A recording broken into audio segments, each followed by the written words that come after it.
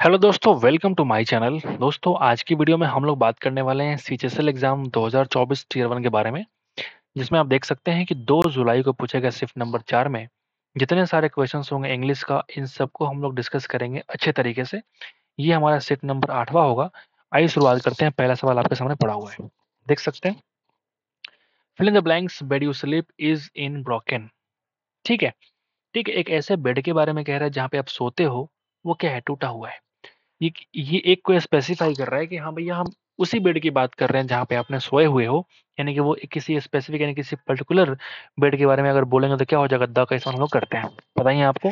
तो पहला सवाल बेहद ही आसान। आगे बढ़ते हैं, नंबर 2 पे चलते हैं। नंबर 2 क्या बोलता है? ठीक है। The teacher was taken back by the audacity of the new student. ये एक नया छात्र आया क्लास में, उसके दुस्साहस को देख करके टेकन बैक नहीं बल्कि टेकन अबैक। आपने ये जो इडियम पढ़ा होगा आपने, टेकन अबैक का मतलब होता है आश्चर्यचकित हो जाना। टीचर जो था वो क्या हो गया? आश्चर्यचकित हो गया। बाय द ऑडेसिटी ऑफ, दुस्साहस किसके द्वारा किया गया? जो नया छात्र आया उसके द्वारा किया गया। तो क्या होगा? ये आश्चर्यचकित हो गया। तो मिस्टेक किस में है? बी वाले पार्ट में है। तो option number 2 is the required answer. आगे बढ़ेंगे, नंबर 3 पे आते हैं। आपको चूज करना है कौन सा सेंटेंस जो है इसको इंप्रूव करेगा। That MacBook belong to Xavier. Belong क्यों? Why belong? Belongs to Xavier, क्योंकि अगर ये हमारा थर्ड पर्सन सिंगुलर नंबर है तो उसके लिए क्या आएगा? Singular verb. उसके लिए क्या करेंगे? वर्ब का 5वां फॉर्मेशन यानी कि बिलोंग्स। ठीक है। बाकी सेंटेंस आप पढ़ के चेक करो एक बार। दैट मैकबुक बिलोंगिंग, अगर बिलोंगिंग है तो इसके पहले क्या आना चाहिए? इज एम आर या वॉज वर आना चाहिए। तो हो नहीं सकता। इज बिलोंग्ड तो हो ही नहीं सकता। That MacBook is belonged to, बिल्कुल गलत है। इज बिलोंग टू, बिल्कुल कैसे हो सकता है? Option number 4 is the required answer. अभी तक के 3 सवाल में सिर्फ एक सवाल मुझे बढ़िया लगा है। आगे बढ़ते हैं। I have met my friend yesterday. ये हम कितनी बार बोल चुके हैं कि जब भी कोई पास्ट वर्ड को दिखाए, यानी कि यस्टरडे हो गया या फिर एगो हो गया या फिर बिफोर हो गया, ये सारे वर्ड जो होते हैं ना, इसको हम यूज करते हैं सिंपल पास्ट में। किसमें यूज करते हैं मेरे भाई? सिंपल पास्ट में। और सिंपल पास्ट का जो स्ट्रक्चर होता है वो क्या होता है? सब्जेक्ट प्लस वर्ब का सेकंड फॉर्मेशन प्लस ऑब्जेक्ट, ये होता है। यानी कि हैज या हैव को तुम भूल जाओ। क्या बोलेंगे? I met my friend yesterday. I met my friend yesterday. बढ़िया सवाल। आगे बढ़ेंगे और नंबर 5 पे आएंगे। नंबर 5 पे आएंगे। ये कॉम्प्रिहेंशन। ठीक है। It is generally fill in the blanks that the methodology of teaching learning is the concern of teachers only. कह रहा है कि इट इज जनरली, ऐसा माना जाता है। It is generally wished, it is generally hoped, planned. ये word तो होता ही नहीं है। जनरली हम प्लान करेंगे किसी चीज को, प्लानिंग तो जनरली नहीं होता है, वो तो बिल्कुल सटीक तरीके से होता है। तो ये वर्ड हमने क्या किया? हटा दिया इसको। ऐसा जनरली माना जाता है, तो मानने के लिए क्या वर्ड यूज करेंगे हम? Believed. It is generally believed that the methodology of teaching learning जो होता है, ये सिर्फ चिंता का विषय किसके लिए है? टीचर्स के लिए है। ऐसा कुछ यहाँ पे देखने को मिल रहा है। आगे बढ़ते हैं। लर्नर्स हैव, जो सीखने वाले हैं, learners have fill in the blanks और nothing to do with it. ठीक है। ये सिर्फ टीचर्स के लिए है, तो वही कह रहा है कि जो सीखने वाले हैं उनको इससे कुछ भी नहीं करना है। हैव लिटिल और nothing to do with. Little हम यूज क्यों करेंगे आप मुझे बताओ? यहाँ पे नथिंग टू डू विथ मतलब मुझे इससे कोई लेना देना नहीं है। अगर लेना देना होगा भी तो ना के बराबर होगा, नेग्लिजिबल होगा। आपने इस चीज को कितनी बार पढ़ा होगा? हमने पढ़ाया भी होगा आपको, बोला कि फ्यू, ए फ्यू और द फ्यू। क्या मतलब क्या है? ये जो फ्यू वर्ड आता है, ये नेग्लिजिबल, बिल्कुल ना के बराबर। ए फ्यू जो होता है, बहुत थोड़ा, बहुत थोड़ा। द फ्यू जो होता है, मेरे पास जो भी कुछ है वो सब क्या आएगा? The few. तो इसको हम यूज करते हैं काउंटेबल नाउन के रूप में। समझ गए बात? काउंटेबल नाउन के रूप में। इसी का सेम फॉर्मेट में आता है, जैसे मान लो लिटिल, लिटिल, ए लिटिल और द लिटिल। ठीक है, समझ गए बात? लिटिल का मतलब बिल्कुल ना के बराबर, नेग्लिजिबल। इसका मतलब बहुत थोड़ा, बहुत थोड़ा। इसका मतलब जो मेरे पास है वो सब कुछ। लेकिन ये जो वर्ड आता है वो किसके लिए आता है? अनकाउंटेबल के लिए। तो यहाँ पे चीजें यहाँ पे कह रहा है, ये मेथोडोलॉजी के बारे में कह रहा है। क्या इसको हम काउंट कर सकते हैं क्या? बिल्कुल नहीं। इसके बारे में कह रहा है कि बिल्कुल हमें ना के बराबर या तो नॉलेज होगा या फिर nothing to do with it. या तो लर्नर्स को उसके लिए कुछ भी नहीं करना है, या फिर वो नेग्लिजिबल के बराबर होगा। स्पार्स तो होगा ही नहीं, स्पार्स का मतलब होता है तितर बितर कर देना, ये तो होगा ही नहीं। माइन्यूट, बहुत छोटा चीज को बोलते हैं, उसको बोलते हैं माइन्यूट, ये वर्ड तो आएगा ही नहीं, ये वर्ड तो आएगा ही नहीं। तो ये बढ़िया सवाल है। अब देखो जरा लिटिल वर्ड यूज यहाँ पे किया गया है, ये बढ़िया सवाल है। ठीक है, आगे बढ़ेंगे। मिस्टेक आप कर सकते हैं उस वाले क्वेश्चन में, नंबर 6 वाले में। ठीक है, आगे बढ़ते हैं। But this is not true, लेकिन आगे ये भी कह रहा है कि हो सकता है कि ये सही नहीं हो। The teaching learning fill in the blanks are concerns of learners as well. आगे सेंटेंस में ये भी कह रहा है कि ये जो टीचिंग लर्निंग वाली प्रोग्राम्स हैं, जो मेथड्स हैं, ये चिंता का विषय है किसके लिए? लर्नर्स के लिए भी। ठीक है, तो टीचिंग लर्निंग जो बात यहाँ पे हो रही है, ये वर्ड मेरे पास क्या है? मेथोडोलॉजी। जब ये वर्ड आ चुका है, यानी कि इसके मेथड्स के बारे में बात कही जा रही है, तो क्या हम ब्रेक्स यूज करेंगे, क्या हम कस्टम यूज करेंगे, क्या हम फॉर्म यूज करेंगे? बिल्कुल नहीं, मेथड्स। मेथड्स। कभी कभी क्या होता है कि जो वर्ड का आंसर होता है, सवाल का जो आंसर होता है, वो उसी कॉम्प्रिहेंशन में छुपा होता है। समझ गए बात? ब्रेक्स तो आएगा नहीं किसी के मत पे। कस्टम एक अलग चीज है, एक होता है ट्रेडिशन, एक होता है कस्टम। कस्टम का मतलब क्या होता है? बहुत लंबे समय से अगर आप चला आ रहा है वो चीज को बोलते हैं कस्टम। समझ गए बात? तो फिर कंफ्यूज नहीं होना है इस चीज के लेकर के। आगे बढ़ते हैं। Knowing and understanding that how different subjects are taught are important for the learners of all subject। क्या कह रहा है कि ये जानना और समझना कि कितना डिफरेंट सब्जेक्ट्स पढ़ाए जाते हैं इंपॉर्टेंट है लर्नर्स के लिए, of all subject. But it has more fill in the blanks for the learners of physical education, but it has more relevance, recurrence, consistency, reference।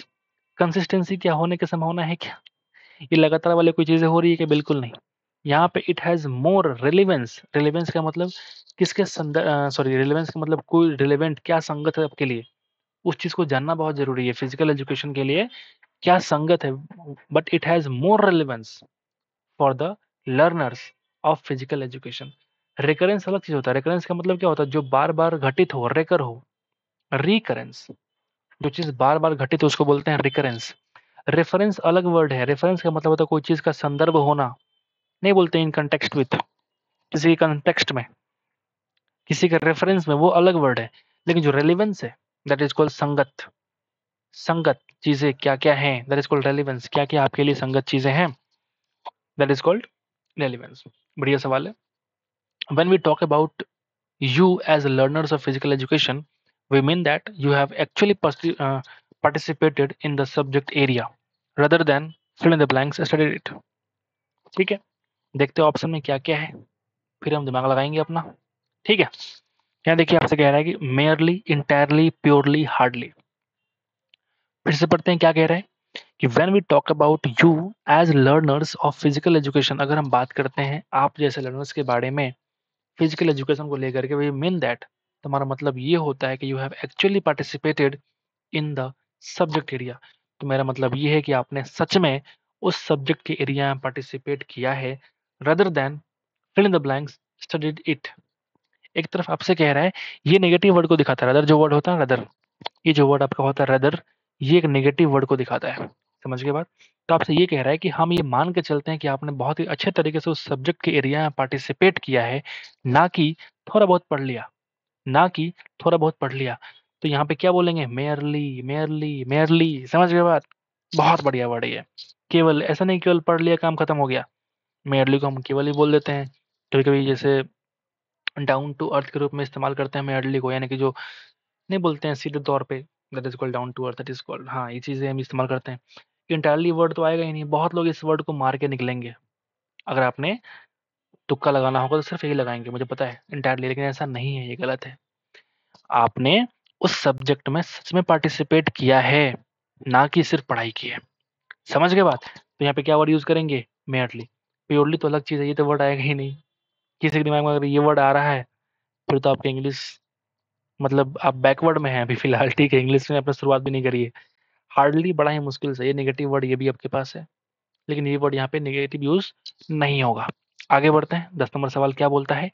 The genie asked Aladdin to fill in the blanks wish. Wish मांगना क्या बोलते हैं? Make a wish. Take a wish तो होता नहीं है, ये आपने कितने पढ़ा भी होगा। आगे पढ़ते हैं। Maybe the sorry, maybe he wanted to make sure he didn't embarrass her. ये वर्ड देखा आपने? मिस्टेक हो गई ना स्पेलिंग में, डबल एस होता है लास्ट में। आगे बढ़े, आसान सवाल था। एज्यूम, लेट अस एज्यूम, मान लेना, that we will do the job honestly, हम मान लेते हैं, हम मान के चलते हैं, सोचते हैं, विचारते हैं। तो टेक तो होगा नहीं, हमें क्या निकालना, सिनोनिम। टेक तो होगा नहीं, गिव तो होगा नहीं, अलाउ होगा नहीं, think is the required answer. It feels like I made a promise of more than my ability. ये वर्ड काफी इंपॉर्टेंट होता है। आपने देखा होगा बाइट ऑफ, ये जो एक्चुअल इडियम होता है वो क्या होता है, बी आई टी नहीं बल्कि बी आई टी ई होता है। Bite off more than I can chew, मतलब जरूरत से अधिक बोझ को उठा लेना, that is called bite off more than I can chew. समझ गए? उतना अधिक दांतों के नीचे दबाना जितना हम चबा सकते हो, उससे कहीं ज्यादा आपने क्या किया, बाइट ऑफ कर दिया। वो चीजें आप इस तरीके से आप याद कर सकते हो कि इसको आप सिंपल तरीके से बोलना चाहो, टू टू मतलब तो बोल सकते to take an more than you can handle, to take on more than you can handle. आप चाहो तो इसको लिख सकते हो, to take on more than what you can handle. समझ गए बात? तो इट फील्स लाइक, ऐसा फील हो रहा है कि I made a promise of more than my ability when I promise to complete this worksheet in one day. हमने प्रॉमिस कर दिया लोगों से कि भैया इस वर्कशीट को हम पूरा एक दिन में खत्म कर देंगे। तो हो सकता है ऐसा लगता है कि मैंने अपने एबिलिटी से कहीं ज्यादा लोगों से प्रॉमिस कर दिया, मतलब bite off more than I can chew. और भी बहुत सारे इसमें वर्ड आप देख सकते हो, जैसे बिट माई ब्रेन आउट। इसका मतलब क्या होता है? बिट माई ब्रेन आउट का मतलब क्या होता है? इसका मतलब होता है, ये जो माई वर्ड यहाँ पे यूज किया गया है, यहाँ पे एक, अगर आप एक्चुअल इडियम देखोगे तो माई नहीं बल्कि यहाँ पे क्या आएगा, वंस। ठीक है, बीट वंस ब्रेन आउट, इसका मतलब होता है जैसे बहुत ज़्यादा मेंटल एफर्ट लगाना कोई चीज़ को समझने के लिए या फिर सॉल्व करने के लिए, that is called beat out, sorry beat one's brain out. चाहो तो लिख लो, जैसे हमने क्या बोला, बहुत अधिक मेंटल एफर्ट लगाना, यानी कि बोल सकते हैं कि दैट इज मेकिंग या फिर make a great mental effort to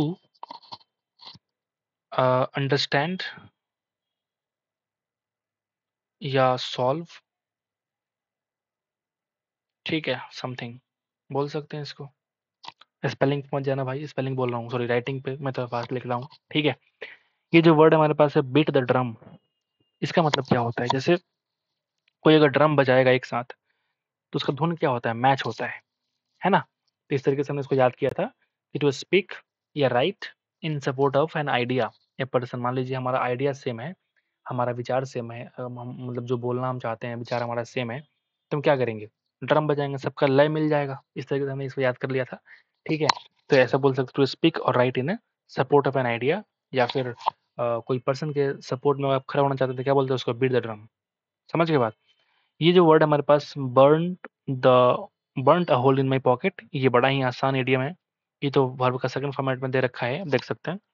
तो बर्न्ट यहाँ पे नहीं, burn a hole in my pocket का मतलब होता है जरूरत से अधिक खर्च करना, that is called burn a hole in my pocket. यहाँ माई नहीं बल्कि क्या हो जाएगा यहाँ पे, फिर से वही वाला चीज, वंस, वंस पॉकेट।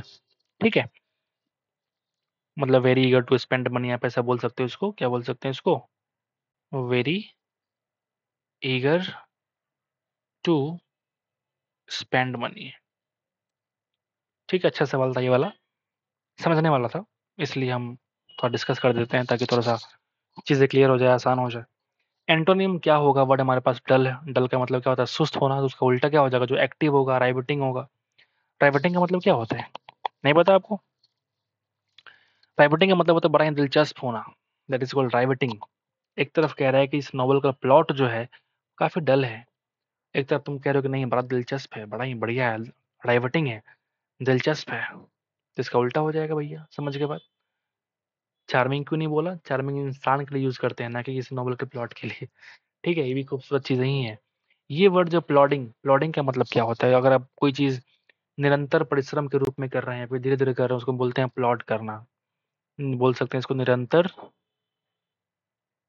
इसको हम क्या बोल सकते हैं, निरंतर परिश्रम करना। डाइवर्ट का मतलब डाइवर्ट कर देना, ध्यान को बदल देना, विचलित कर देना, डाइवर्टिंग। आगे बढ़े, आसान सवाल था। एक्रॉस, अच्छा, कौन सा अप्रोप्रिएट ऑप्शन आएगा? It will take 2 hours to walk across the forest. देखो फॉरेस्ट के लिए मुझे लगता है कि अक्रॉस तो आता ही नहीं है। वॉक थ्रू बिल्कुल ठीक है। अगर हम बात करें अक्रॉस किसके लिए आता है, तो आपने देखा होगा रिवर के लिए, या फिर आप देख सकते हो ब्रिज वगैरह के लिए हम क्या यूज करते हैं, अक्रॉस का यूज कर लेते हैं। बिटवीन तो किसी कीमत पे नहीं आएगा। ओवर, जब छत के ऊपर से आपके माथे के ऊपर से कोई चीज निकल जाए तो क्या बोलेंगे उसको, ओवर। कुछ चीज बहुत दूर है तो वो अवे आता है, तो ये वर्ड आएगा ही नहीं। तो इस ऑप्शन के अनुसार तुम ऑटोमेटिक थ्रू ही लगाओगे, कुछ और तो लगाओगे ही नहीं। ठीक है, बाकी आपने ये सीख लिया कि क्रॉस कहाँ पे लगता है, रिवर में लगा सकते हैं, ब्रिज में लगा सकते हैं। आगे बढ़े। We set up on the journey early in the morning. Setup बिल्कुल नहीं। दो चीजें होती है, जैसे आपने देखा होगा सेट अबाउट और सेट ऑफ। दोनों का मतलब क्या होता है। सेट अबाउट अगर हम बोलेंगे कोई चीज तो वो होता है अटैक, यानी कि आक्रमण करना। सेट अबाउट आक्रमण करना, that is called set about. Set of यात्रा प्रारंभ करना, that is called set of. अब तुम खुद ही बताओ कि कौन सा वर्ड यहाँ पे आने वाला है। बताओ। अगर मतलब मालूम है तो अंग्रेजी आपके लिए आसान है ना, इसलिए वोकेबुलरी बहुत इंपॉर्टेंट है। ठीक है। वी सेटअप नहीं, ये जो सेटअप है इसका मतलब होता है स्थापित करना, एस्टैब्लिश करना। क्या ये हम एस्टैब्लिश करेंगे कि हम जर्नी को स्थापित करेंगे? बिल्कुल नहीं, हम उसको प्रारंभ करेंगे। We set off on the journey early in the morning. समझ गए बात। एंटोनिम पूछ रहा है आपसे नेक्स्ट वाले सेंटेंस में, वर्ड हमारे पास टॉडरी। ठीक है, few people turned up to attend the tawdry promo of the new movie. Tawdry का मतलब क्या होता है, कोई चीज सिर्फ दिखावटी होती है ना, टॉडरी, दैट इज कॉल्ड, दिखावटी चीजों को बोलते हैं टॉडरी। इसके बहुत सारे वर्ड हैं, लेकिन ऐसे ही वर्ड है, मुझे लगता है कि गॉडी सॉडी, है ना, गॉडी या सॉडी ऐसे भी कुछ होता है। आप ये वर्ड एक बार चेक कर लेना, गॉडी सॉडी भी इसका मतलब होता है। ठीक है, देखो यहाँ पे दे रखा है, देखो यहाँ पे ऑप्शन में है भी गॉडी। ठीक है, तो गॉडी हो गया, सॉडी हो गया, टॉडरी, ये सब कुछ वर्ड जो होता है दिखावटी के लिए यूज किए जाते हैं। इन्फीरियर मतलब बहुत ही खराब क्वालिटी का। ठीक है, ये अपोजिट वर्ड है किसका, सुपीरियर का। इन्फीरियर बोलते हैं मतलब खराब क्वालिटी का, बोल सकते हैं उसको खराब क्वालिटी का। ठीक है, एलिगेंट मतलब शानदार। एक तरफ तुम कह रहे हो दिखावटी, एक तरफ उसका उल्टा क्या हो जाएगा, बड़ा ही शानदार खूबसूरत। सो भी मतलब ये भी क्या हो जाएगा, दिखावटी ही है। तो आगे बढ़ते हैं। सिनोनिम पूछ रहा है आपसे, वर्ड हमारे पास है रेमिशन। ओहो, रेमिशन का मतलब क्या होता है, क्षमा करना। बोलो बोलो बोलो। तो इसका सिनोनिम क्या हो जाएगा, पार्डन। आसान सवाल है। बाकी मतलब जान लीजिए। रेट्रिब्यूशन का मतलब क्या होता है। रेट्रिब्यूशन का मतलब क्या होता है भैया, जैसे आप किसी से बदला लेना चाहते हैं, दैट इज कॉल्ड रेट्रिब्यूशन। क्या बोलेंगे इसको, बदला लेना या प्रतिकार। ठीक है, हमारी हिंदी थोड़ी अच्छी है। ठीक है, तो यहाँ बदला से मुझे याद आया, जैसे एक वर्ड होता है हमारे पास अवेंज, एक होता है रिवेंज। कैसे यूज करते हैं, कब यूज करते हैं, याद रखिएगा मेरे भाई, ये जो वर्ड है ये नाउन है, और ये जो वर्ब है वो वर्ब है। ये जो वर्ड है वो क्या है, वर्ब है, और ये जो वर्ड है वो नाउन है। एज ए नाउन यूज करेंगे तो क्या बोलेंगे, सिर्फ बदला। इसमें लेना लेने की बात नहीं करेंगे, ये सिर्फ बदला है। लेकिन ये जो है ये बदला लेना है, क्योंकि ये वर्ब है।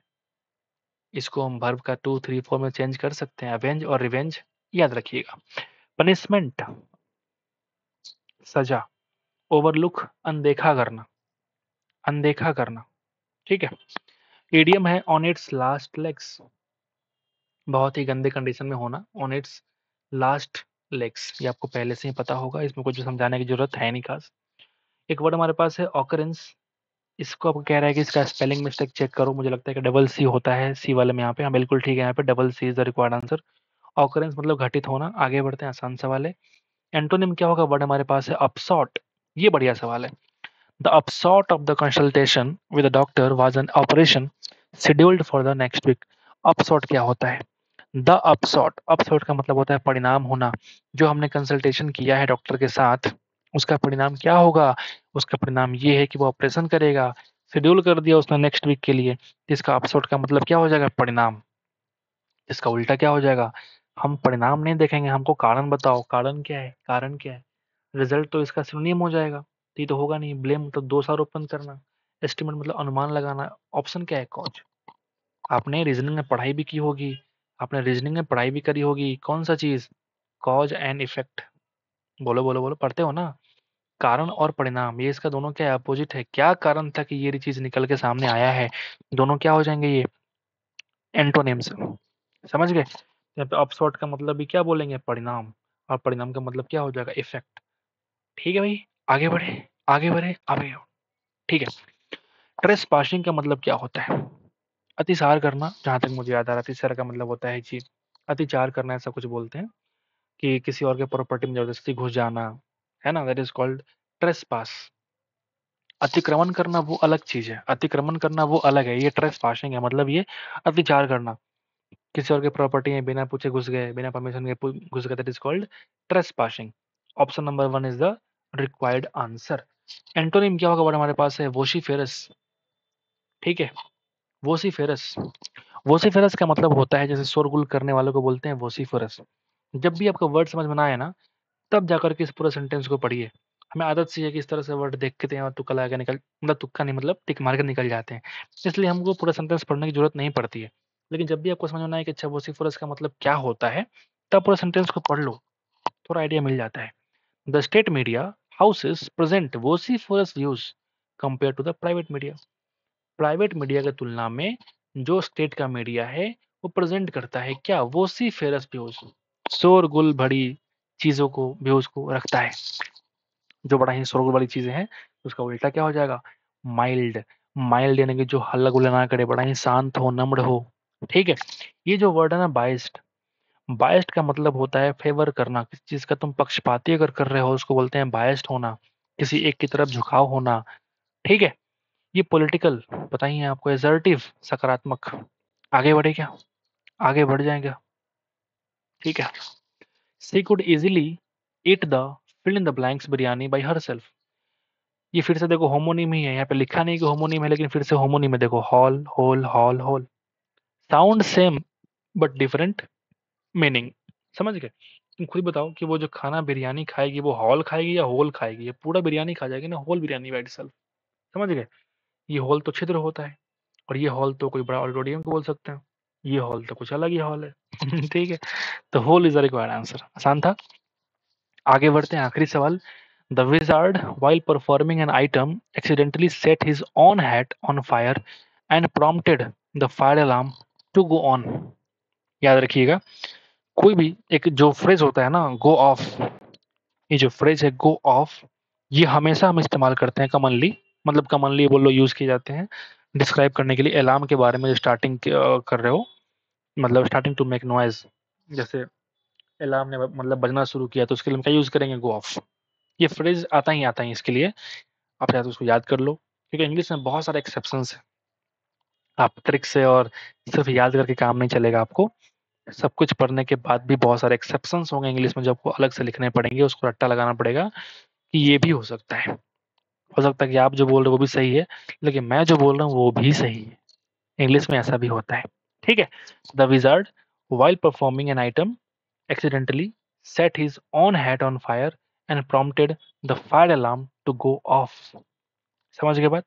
यहाँ पे क्या कह रहे हैं, इसका मतलब क्या हुआ? जब विजार्ड, जैसे आपने यूट्यूब पे बहुत सारे लोग को देखा होगा, द विजार्ड ऑफ मैथ्स। ठीक है, बहुत सारे टीचर लोग हैं जो खुद को विजार्ड बताते हैं, मतलब एक बहुत ही ज्ञाता आप यूज कर सकते हो, ज्ञाता होना, विद्वान होना किसी चीज के प्रति। तो वो कोई आइटम परफॉर्म कर रहे थे, तो क्या हो गया अचानक से, वो अपने ही हैट में उनकी फायर लग गई, फिर प्रॉम्प्ट किया था कि वो अलार्म खत्म हो जाए, अलार्म बजने लग गई, तो क्या बोलेंगे? Go off. The fire alarm was to go off. ठीक है, तो उम्मीद करते हैं कि आपको समझ में आ गया होगा। एक बार लाइक कर दीजिएगा हमारे इस वीडियो को, बहुत मेहनत लगती है मेरे भाई। ठीक है, आपने देखा भी होगा, हर चीज़ क्लियर तरीके से आपको समझाना आ रहा है, ऐसा नहीं कि हम रट के आते हैं पहले से, आपके सामने हम जो भी करना होता है करते हैं। कुछ वर्ड मुझे मालूम नहीं होते तो हम बोल देते हैं कि हाँ भाई इसको गूगल कर लेना या फिर कहीं और से देख लेना, क्योंकि हो सकता है कि आपको सारी बातें याद नहीं होती है, पहले से हम रट के आए होते शायद तो वो चीज़ें अलग हो जाती। ठीक है, तो बाकी आप समझदार हैं, मिलते हैं आपसे अगले वीडियो में। तब तक के लिए thank you so much guys, पढ़ते रहिए जब तक सिलेक्शन नहीं हो जाती है। ठीक है, मिलते हैं आपसे अगले वीडियो में।